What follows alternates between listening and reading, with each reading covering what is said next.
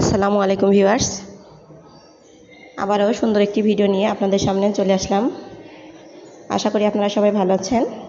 আপনাদের দোয়া এবং আল্লাহ তাআলার অশেষ রহমতে আমিও ভালো আছি।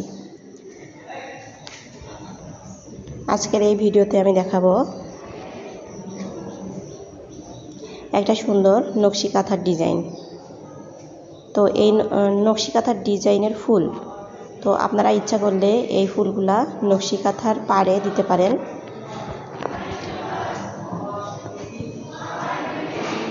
শুধুমাত্র রান যে সেলাই আছে সেই সেলাই দিয়ে আপনারা এই ডিজাইনটা নকশি কাঁথাতে দিতে পারেন।